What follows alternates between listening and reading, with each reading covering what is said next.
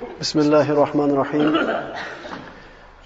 Alhamdulillahi Rabbil alamin. As-salatu was-salamu ala Muhammadin wa ala alihi wa ashabihi ajma'in. Amma ba'd. Assalomu alaykum va rahmatullohi va barakatuh. Alloh subhanahu va taolo inson bolasini dunyoga kelganidan keyin shu dunyoni o'zida bir xotirjam, saodatli hayot kechirishligi uchun hamda o'zining asl vatani bo'lgan oxiratga borib Parvardigorini diydorini ko'rishlikka shart bo'ladigan barcha yo'llarni o'zini azaliy kitobi hukmi Qur'onda nozil qildi. Qur'on nima? Qur'on Alloh subhanahu va taoloning kalomi. Siz bilan biz uchun dunyo va oxiratda saodatga yetishimizga kerak bo'ladigan barcha buyruq ko'rsatmalarni o'z ichiga jamlagan Allohning kalomi. Agar ta'bir joiz bo'lsa, lillahil masalul a'la, bir televizor yasagan bir korxona bo'lsa, shu korxona televizorda yasab turib, shu yonboshiga kitobchasini qo'shib beradi. Shu kitobchasi bo'yicha ishlatiladigan bo'lsa, shu televizorda hamma imkoniyatlardan chiroyli foydalaniladi, nihoyatda bir qulay bo'ladi uni ishlatishlik, rangi, ovozi yoki boshqa bir sifatlar. Mana shu ko'rsatmasiga muvofiq ishlatilsa, uzoqqa yetadi, sifatli ishlaydi. Yana ana shu kitobchasini oxirgi tomoniga yozib qo'yadi. Bir jadval chizib qo'yadiki, agar rangi chiqmayotgan bo'lsa, falon ish qilib ko'ringlar. Agar ovozi chiqmayotgan bo'lsa, falon mana shu sabablarga ko'ra mana bu kamchilik bo'ladi. Agar shunda ham tuzalmasa, ana shu sotib olingan joyga murojaat qilinglar, qaytarib beradi deydi. Shu kitobiga quloq solgan odam ko'p foydalarga yetishgan bo'ladi. Ana shu televizorda yasagan odam yasagan mahsulotini, xususiyatlarini, tabiatini, injiqligini yaxshi bilganligidan shunga yarasha kitob yozib beradi. Lillahil masalul a'la. Alloh subhanahu va taolo o'zini yaratgan bandalarini, tabiatlarini, xususiyatlarini, injiqliklarini yaxshi bilganligidan siz bilan bizga nima yaxshi, nima yomon o'zining kitobida bayon qildi. Alloh taolo mana shu Qur'oni Karimda siz bilan bizga xitob qilib shunday aytdiki, astagfirullah va qala robbukum ud'uni astajib lakum. Duo qilinglar, ijobat qilaman. Boshqa oyatida idza sa'alaka ibadi anni fa inni qarib ujibu ad-da'wata ad-da'i idza da'an. Bandalarim ey Muhammad alayhisalom men haqimda sizdan so'rashsa, ayting men ularga yaqinman, duo qilishsin, duolarni ijobat qilaman. Duo nima? Duo ibodat. Nabiy sollallohu alayhi vasallam aytganlar, ad-du'a'u mukhul ibada. Ibodatni muhri, pechati deymiz. Duo qilishlik nima? Duo qilishlik banda Robbisini oldida o'zini xorligini, pastligini, Allohga muhtoj ekanligini e'tirof qilishlik. So'rashlik pastlik. Shuning uchun banda faqat Alloh taolodan so'rashlikka ma'mur. Xo'p, so'rayapmiz. Shu qilayotgan duolarimizni ijobat bo'lishligi nimalarga bog'liq bo'ladi? Mana Allohga hamd sano bo'lsin. Mana ishimizda bil hajga borib kelgan hoji akalarimiz bo'lsa, hech shubha qilmaylarki, Alloh taolodan ixlos bilan, umid bilan ijobat qilinishligiga aniq ishonch bilan qilgan duolar ijobat bo'ladi. Mana shu duolarni endi ijobat bo'lishi qoldi. Inshaalloh. Chunki Alloh taolo eng yaxshi kun Arafot kuni degan, eng yaxshi duo qilingan duo Arafot kunga qilingan duo deyiladi.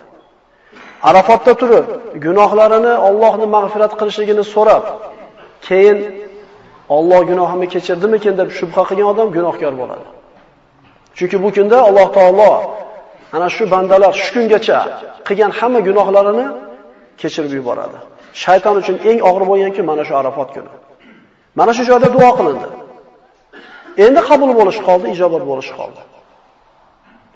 Ijobat bo'lishligi uchun siz bilan bizdan nima talab qilinadi? Nabiy sallallohu alayhi vasallamning buyuk sahobalaridan bo'lgan Sa'd ibn Abi Waqqas roziyallohu anhu kelib aytdiki, "Ya Rasululloh" dedi, "Duo qiling. Duo qilib meni haqqimga, meni duolarim doim ijobat bo'ladigan bo'lsin" dedi.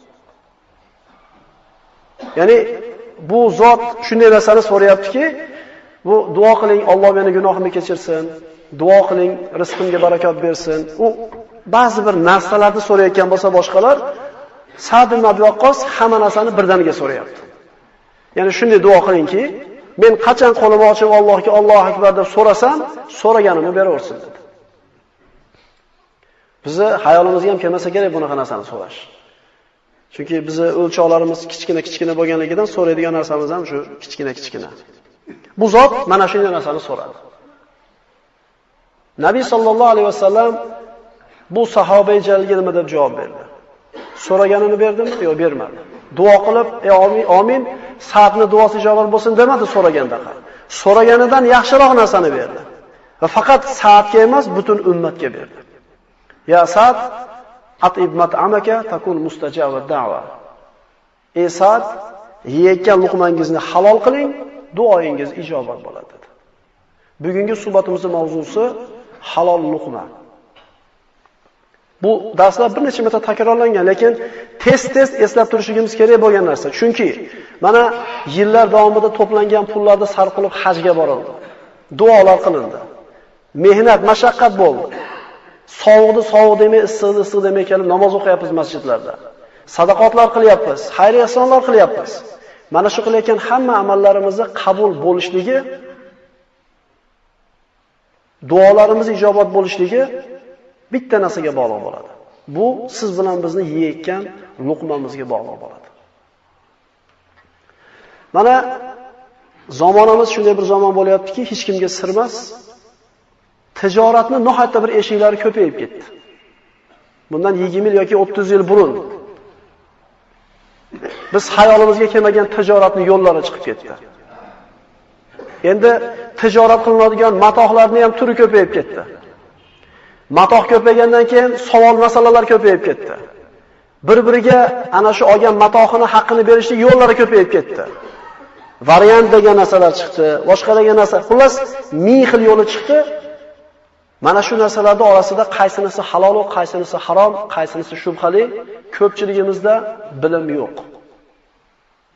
Bitta misol beraman. 10 so'mga olib, 11 so'mga sotayotgan matohingiz bo'lsa, bu tushunish uchun aytaman. Bu biz mavzuyimiz o'qib fiqhiy masala emas. 10 so'm olar edingiz, 11 so'm sotar edingiz. Ana shu 10 so'mga olib sotadigan matohingizni bir odam bozorga ko'tarib tushdi, uydan olib. Shuni narxini bilmaydi. Rozi bo'lib 5 so'mga berib ketdi. Shu pul halolmi desiz, "Конечно, halol" deydi. Rozi bo'lib beryapti-yu deydi.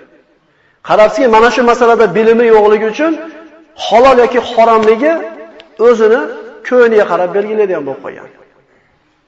Halol bo'lmaydi shu narsa. Chunki islomning rahmatli ekanligini ko'ringki, Alloh taolo rahmatligini shu bozordagi narx-navodan xabari yo'q odam kuyish kerak emas islomda. Nargi egasiga halol bo'lmaydi olib sotishlik. Unda nima qilishlik kerak? Olmaslik kerak. Bu yog'i taqvozga havola. Men bitta misolni aytdim. Bunaqa misollar tiqilib yotibdi. Manaqa mashina kerak deydi. Sizda ma'lumot bor. Narigi odamda mashina bor. Mashinangizni qanchaga berasiz deydi. Manchaga beraman deydi. Manchaga olasizmi deydi, olaman deydi, o'rtada pul topadi. Shunday o'rtada necha yuz dollar ish qilib qo'ydim. Faxrlanib aytadi. Shu ishni qilayotgan savdogarlar bo'lsa, mashina qurishlar, yaxshilab bilib olsin. Shu qilgan ishi to'g'ri emas. O'rtaga bir 10 tiyin bo'lsa ham qo'shishlik kerak bo'ladi. Bir 100 dollar unga berib qo'yib turib, mana bu meniki bo'ldi. Endi olib borib sotsa to'g'ri bo'ladi. Endi birovni molini olib turib 6 oyga birovga nasiya berib berayotgan odamlarning ishini tasavvur qilib qo'yavering. O'shuning uchun orqaga qarab ketayotgan bo'lsa, pullariga otilib ketayotgan bo'lsa, nasiyalar yo'qib ketayotgan bo'lsa, endi protsentga qo'yganini gapirmayapman endi. Biz qilayotgan duolarimiz qayerda unda? Farzandlarimiz shunday pul topib kelayotgan bo'lsa, bizni qilayotgan ibodatlarimiz, yosh kattalarimiz, bizni qilayotgan duolarimiz qayerda ijobat bo'lsin? Nabiy sollallohu alayhi vasallam bir kishini zikr qilib aytdi. Thumma zakara rajula yutilu safara. So'ngra bir kishini payg'ambarimiz zikr qildida, safari uzoq bo'ldi. Kiyim kechagi nohata bir iflos bo'lib ketdi. Yegani harom bo'lib ketdi, aralashib ketdi. Ichgani harom bo'ldi, kiygani harom bo'ldi. Harom bilan o'ralib qoldi. Yana qo'lini osmonga ko'tarib, ya Rob deydi. 4 marta ya Rob desa payg'ambar Alloh taologa qo'lini ko'tarib. Alloh labbay deb javob beradi. Bu kishi ya Rob deb aytayapti. Yana musofirda duosini ijobat degan payg'ambarimiz. Hamma ijobat bo'lishining shartlari bor bu odamda, faqat luqmasi halol bo'lib qolganligi uchun fa anna yustajabu lahu. Qayoqdan ham ijobat bo'lsin bu odamning duosi deydi. E'tibor beraylik. E'tibor beraylik. Ihsonlar qilinadi. Soatlab duolar qilinadi. Shunday bir rang-barang svitnoy duolar qilinadi. Ijobat bo'ladimi degan savolga boyaga javob bo'ladi. Yeyotgan luqmamiz nima bo'lyapti? Nabiy sollallohu alayhi vasallam aytganlar, "Innalloha tayyibun la yaqbalu illa at-tayyiba." Alloh taolo pokiza zot, faqat pokiza narsani qabul qiladi. Ba'zida shu masjidga etib tutganda endi birga yashayapmiz endi, hammamiz biladigan narsa. Sal dunyosi ko'proq bo'lgan odam ozroq tashlasa, haligini malomat qilamiz. Sen ko'proq tashlashing kerak. Qayoqdan bilasiz? Aynan o'sha odamni tashlagan pulida baraka borligini yoki yo'qligini. Alloh taolo payg'ambarlarga ya ayyuhar rusul kulu minat tayyibati va amalu soliha. Ey payg'ambarlar, pokiza narsalarni yenglar va solih amalni qilinglar dedi. Ya'ni halol luqmani yeyishlik Alloh tomonidan buyruq bo'lyapti. O'zi yeyishlik muboh narsa. Inson yeyish emasligi bu savob yoki gunoh bo'ladigan narsa emas. Lekin haloldan yeyishligi Alloh taoloning buyrug'i hisoblanadi. Payg'ambarlarga buyurgan narsani Alloh taolo mu'minlarga ham buyurdi. Ya ayyuhallazina amanu kulu min tayyibati ma razaqnakum. Ey iymon keltirganlar, xuddi payg'ambarlar yegandek, sizlarga rizq qilib bergan narsani pokizasini yeyinglar. Quyida salaf solihlarning nihoyatda bir hikmatga to'lib turgan so'zlar bor, inshaalloh o'qiymiz.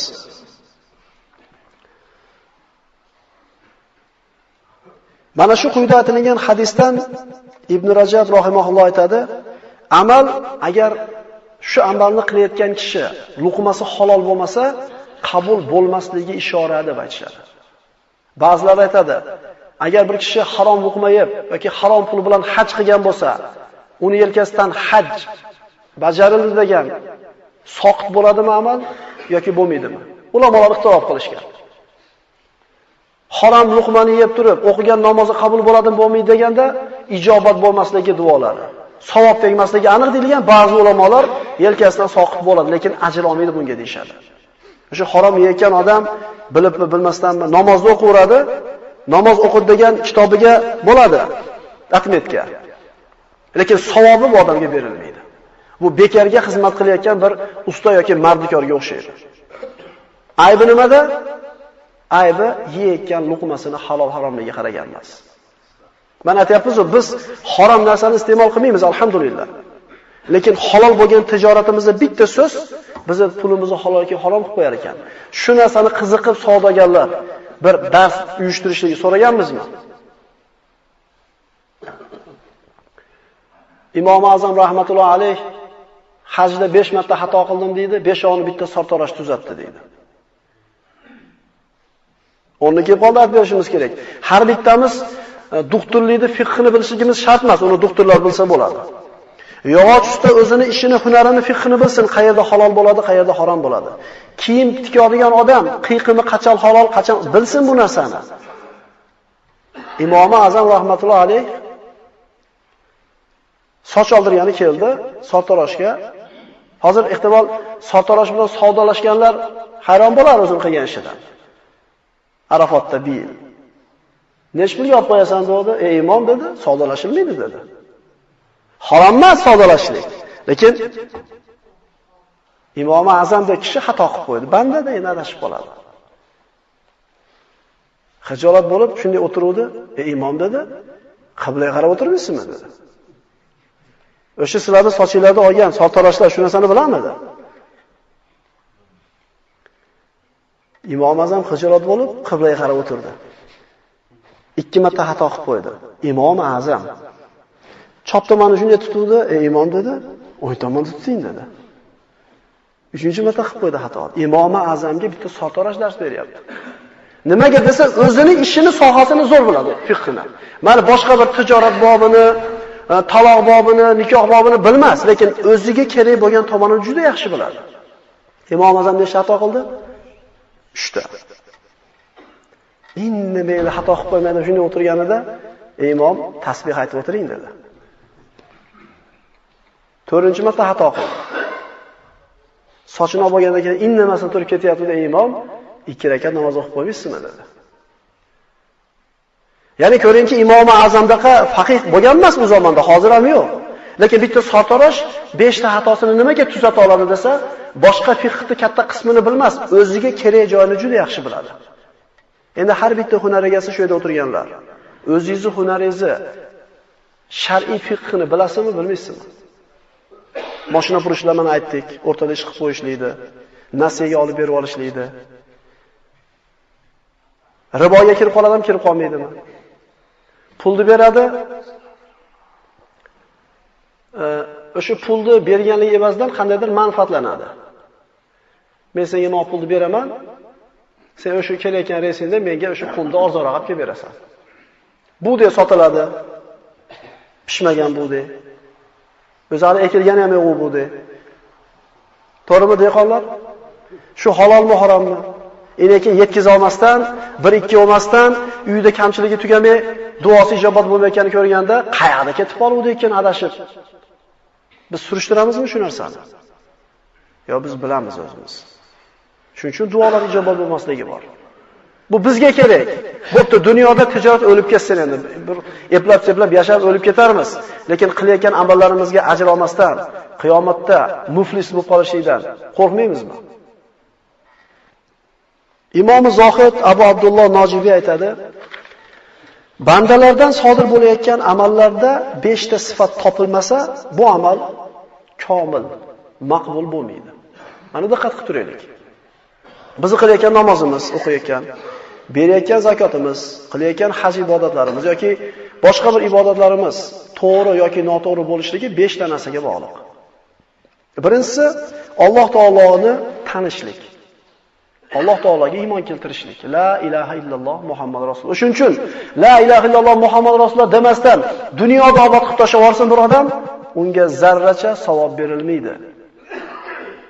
Qaysi dinda bo'lsa ham bo'ldi, faqat odamlarga savob tegsa, foydasi tegsa bo'ldi deyotgan odamlar, jannatga kiradigan odamlar kofir bo'lib qoladi ekanlar.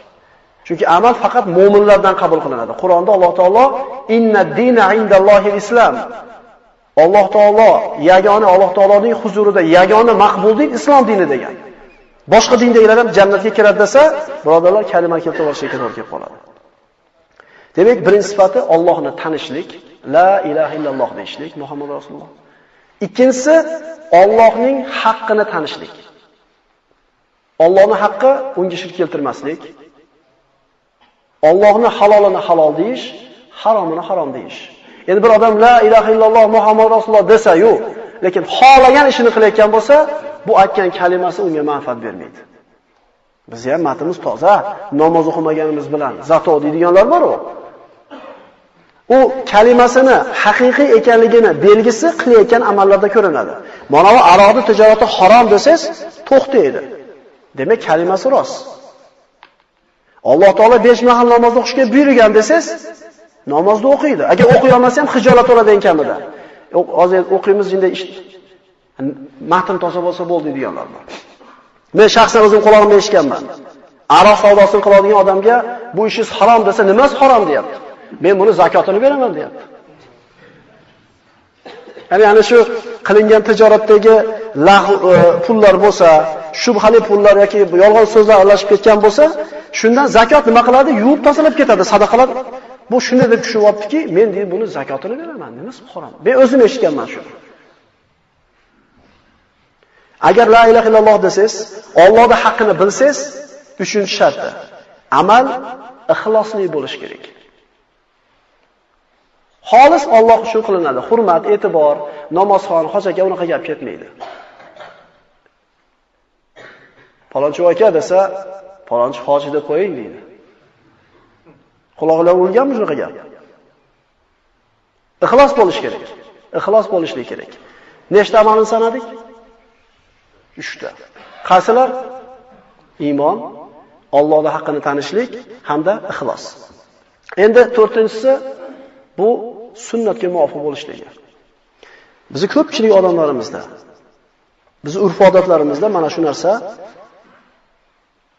me'yoridan oshib ketgan, chegaramizdan chiqib ketganmiz. Ihson deb soladi dasturxonda. Allohni tanidi, Alloh xayr ihson qilinglar degan ekan, ikkinchisini qildi. Uchinchisi nima edi? Xolis Alloh uchun deydi-da, endi to'rinchisi yo'q. Sunnatdan oshirishib yoradi. Eng yomon dasturxon degan Nabiy sollallohu alayhi vasallam. Kambag'al bechoralar ko'chada qolib, qorni to'g'lar o'tirgan dasturxon deydi. Bitta osh qilib to'rt oqsoqol chaqirib qo'yasiz, u to'rt oqsoqolni kimligi aniq. Falonchi voy hoji aka, ikkinchi voy hoji aka, falonchi mivoshi, falonchi mivoshi akazolar. Shu ihsonda eng haqli bo'lgan egalari hayo qiladi kirgan. Men qoyil qolar edim. Shu bir odam ihson qilib turib, faqat mahallani kambag'al bechoralarni aytganida. Unda qanaqa obro' bor unaqa ihsonda? Nima uchun ihson qilinadi? To'rinchisi yo'q. Sunnatga muvofiq emas bu qilayotgan ish. Beshinchisi, agar o'qiyotgan namozingiz Alloh taniganingizdan keyin haqlarini bilib, ixlos bilan sunnatga muvofiq amal qilsangiz-u, lekin yeyotgan luqmangiz harom bo'ladigan bo'lsa, bu amal to'rala tomoni zo'r bo'lsa ham baribir qabul bo'lmaydi. Umar ibn Xattob roziyallohu anhu aytadi: haromga yoki shubhali ishga tushib qolmay deb 19 ta halolni tark qilib yuborardi deydi. 20 ta ish turgan bo'lsa 19 tasi halolmi? Qo'y shu ehtiyot bo'lardi deydi. Kimlar bular? Jannatiylik aniq bo'lgan sahobalar ehtiyot bo'lishar edi. Sunnatga muvofiqlikka kelsak, yana shunga qaytamiz. Allohni taniymiz, alhamdulillah. Allohning harom degan ishlardan tiyilib, buyruqlarni bajaryapmiz. Alloh uchun qilyapmiz. Endi bu yerga to'rinchisini juda ko'p qilamiz. Sunnatga muvofiq bo'lyaptimi biz qilayotgan ishlarimiz degan savolda ozgina o'ylanib qolamiz. Payg'ambar sollallohu alayhi vasallamning ayollari Oysha onamiz oldiga 3 ta odam kelib mashhur qilsa, Rasulullohning axloqi qanaqa uyda deb Rasulullohga yana ham bir o'xshashlikka, yaqin bo'lishlikka harakat qilib so'rashdi. Payg'ambar sollallohu alayhi vasallam uyda qiladigan ishlarni Oysha onamiz aytib berganlaridan keyin haligi uchovi taqvolilar, bizni tilda eslinglar endi o'zlaricha. Abu dedi, Rasululloh shu ishni qiladimi dedi. Ozu dedi. Ha dedi, ikkinchisi aytdi, bu Rasululloh dedi, Alloh avvaliy oxir gunohlarni kechirgan. Ozroq amal qilsa ham bo'laveradi. Biz ko'proq qilishimiz kerak. Bittasi aytdi, men uxlamayman umrim davomida, tahajjud namozi o'qib chiqaman dedi. Ikkinchisi aytdi, men hech qachon ayollarga uylanmayman dedi. Chunki ibodatdan band qilib qo'yadi ular dedi. Uchinchisi aytdi, men bir marta roza tutaman, og'zimni ochmasdan o'lgunimcha shu roza bilan o'tib ketaman dedi. Allohni tanishyapti, haqlarni bilishyapti, ixlosi bor, lekin payg'ambarimiz ko'rsatgan yo'ldan chiqib ketdi bular. Rasululloh sollallohu alayhi vasallam kelib turib ularning gaplarini eshitib, aytdilarki, shu gap sizlar aytdinglarmi dedi. Ha deydi. Allohga qasam, men sizlardan ko'ra Allohga yaqinroqman. Sizlardan ko'ra ko'proq qo'rqaman, sizlardan ko'ra ko'proq bilaman. Shunday bo'lib turib, ba'zi kechalari uxlamay tahajjud o'qiyman, ba'zidan uxlayman. Ayollarga uylanaman, ba'zi kunlar roza tutaman, ba'zi kunlar roza tutmayman dedi. Kim meni sunnatimni yuz o'girsa, mendan emas dedi. Mana shu 4-o'rinni sunnatni juda ko'p oqilib ketamiz. Hukamolardan biri aytadi, agar ibodatda xuddi kemani o'rtasidagi yog'ochni singari tikka tursam, ya'ni hech qachon egilmaydi u kemani yog'ochi, doim tikka turadi. Shu tikka turgani uchun kema yuradi. Matchda deymiz mana. Shu hodasida qilib tikka tursam ibodatda, tinmay, lekin luqmam harom bo'lsa, bu ibodatning menga foydasi yo'q deydi. Maymun ibn Mihron aytadi, la yakunu rajul taqiyan hatta yakuna li nafsihi ashadda muhasabatan min ash-sharik li sharikihi. Inson qachon taqvoli bo'ladi? Ikkita odam tijoratda sherik bo'lib turib, biri ikkinchisini doim hisob-kitob qilib ko'radi. Qancha ishlatding bugun? Qancha olding? Shunaqa hisob-kitob qilib turgandaqa sherigina. Banda o'zini nafsini qayerdan oldingmi pulni? Halolmi shu puling? Ishlasang bo'ladimi deb o'zini nafsini o'zi hisob-kitob qilib turmagunicha bu odam taqvoli deyilmaydi. Biz o'zimizdan so'rashimiz kerak. Halolmi, harommi? Shubhalanib qolamiz ba'zida. Qo'limizdan kelgancha ehtiyot bilan tijorat qilamizda, ba'zida ikkilanib qolamiz. Shu ikkilangan narsani qilmay qo'yish kerak. Chunki payg'ambar sollallohu alayhi vasallam aytganlar, shubha mo'minning qalbida xotirjamlikni ketkazadigan narsa, ko'ngil unamay odamlar fatvo beraveradi, bo'laveradi dedi. desam, ko'nglingiz chopmaydi shu narsaga. Bo'ladi-yu. Cho'tta oyog'im tortmayapti, shu yoqqa deysiz-ku. Mana shu oxirgi fatvo so'raladigan joy qalb hisoblanadi. Hamma ruxsat bergandan keyin. Huzayfa aytadi, hamma yaxshiliklar ikki og'iz so'zda jamlangan dedi. Allohga ixlos qilish va halol luqma. Mana shu ikkita narsa bo'lsa, kishi hamma yaxshilik ustida bo'ladi. Endi 5 minut kech qolib boshladik, 5 minut cho'zib qo'yamiz ozgina. Mana oramizda yoshi ulug'larimiz o'tiribdi. Bu yerda o'tirganlarga Alloh taoloning fazli marhamati bo'lgan, o'zini tanitgan, ibodatga yiqitib qo'ygan, halol haromdan ajratishlikda imkoniyatini bergan. Bizga Alloh taoloning fazli nihoyatda buyuk. Shunday emasmi? Buyuk. Endi yosh kattalarga Alloh taoloning fazli yana ham ko'proq bo'ldi, yoshlar. Chunki bu kattalar 70 yil xudosizlik ideologiyasini oldiga tuzilgan tuzumda yashab turib, ateizm bilan yashagan, davlatda yashab turib, yana umrining bir qismiga kelganda ibodatga, taqvoga yiqilib qoldi. Bu Alloh taoloning fazli marhamati.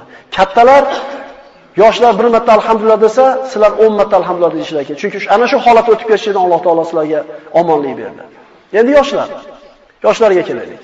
Alloh taoloning soyasida, Alloh taoloning arshining soyasida 7 toifa odam turadi degan payg'ambarimiz. Shulardan bittasi shabun nasha fi ibadatillah yoki ibadati robbih. Kama qala Nabiy sollallohu alayhi vasallam. Yoshligida ibodat bilan ulg'aygan yigit deydi. 40 yashargacha yigit deb aytamiz-a? 40 yashargacha yigit deymiz. Endi eshitib turinglar. Yusuf Asbot rahimahulloh aytadi, shayton qaraydi. Agar bir yosh yigit ibodatda bo'lsa, taqvoda bo'lsa, zo'r bir ijtihodda bo'lsa, askarlarga qarab shayton aytadiki, qayerdan pul topiydi, qaranglar deydi. Agar u puliga harom shu farlashgan bo'lsa, bu bilan ovora bo'lmay qo'yinglar, tek qo'yinglar, bu pishdi degani bu. Masjidga yurgani, sunnatlarda hammasiga amal qilayotganligi, tinmay ibodatda bo'lganligi hech narsa emas. Bu bilan ovora bo'lmay qo'yinglar. Bu haromga aralashib qolibdimi? Bu odam tugadi, to'g'ri. Axir ko'rmaymizmi hayotda, akalar? Kim riboga qo'l urgan bo'lsa, Allohga qarshi isyon qilgan bo'ladi. Qiyomat kunida sutxo'rlik qilgan, sutxo'rlikka pul bergan, sutxo'rlikka pul olgan odamga xus silahak, ol qurolingni der ekan farishtalar. Nimaga desa, Allohga qarshi urushasan toqating bo'lsa. Alloh o'zi va'da qilyapti, payg'ambari va'da qilyapti. Riboga qo'l urgan odamni o'zim xor qilaman deyapti Alloh. Ko'rmaymizmi shu narsani? 1 yil, 2 yil gullab yashnab zo'r gupirganini ko'ryapmiz, keyin yo'qolib qolganini sezmayapmiz. Qayerda u odam? Uyda ham boshqa odam o'tiribdi. Haromga qo'l urgan, nima bo'lishi aniq bu. Yoshlar, bu ibodat yurganligimiz hech narsa emas, agar yeyotgan luqmamizga harom aralashib qoladigan bo'lsa. Sahl ibn Abdulloh aytadi: "Man nazara fi mat'amihi, dakhala alayhi zuhtu min g'ayri da'wa." Bir odam men taqvodorman deb da'vo qilmasa ham, jim yursa ham, yeyotgan noniga qarayaptimi, qayerdan kelayotganiga? Topayotgan puliga qiziqyaptimi, halolmi, harommi? Shu odam zohid bo'laveradi, siz unga taqvodor deb nom bermasangiz ham. E'tibor beraylik shu narsaga. Qayerdan pul topyapmiz, qayerga sarflayapmiz? Ibrohim alayhisalomning shunday bir hikmatli so'zi bor ekan, inshaalloh shu bilan nihoyat qilgan bo'ladi. Senga bir odam dars berayotgan bo'lsa, xulosasi. Senga bir taqvoni, Allohni tanitayotgan bir odam bo'lsa, lekin bu odam qayerdan non topyapsan, luqmangga qara demagan bo'lsa, senga hech narsa o'rgatmabdi bu odam deydi. Tushunarli bo'ldimi? Domlang senga deyapti. Imoming senga qayerdan luqma olib yeyapsan degan gapni gapirmabdimi? Bu odamdan sen hech narsani o'rganmabsan deydi. Chunki har qancha narsani o'rgatib olsan, luqmangni halol deb aytmagan bo'lsa, bu amallarning bittasi senga asqatmaydi degan. Yahyo ibn Ma'zur aytadi: Alloh taologa toatda, ibodatda bo'lishlik Allohning katta bir xazinalaridan. Endi bu xazinani kaliti duo, bu duoning, bu kalitning tishlari halol luqma deydi.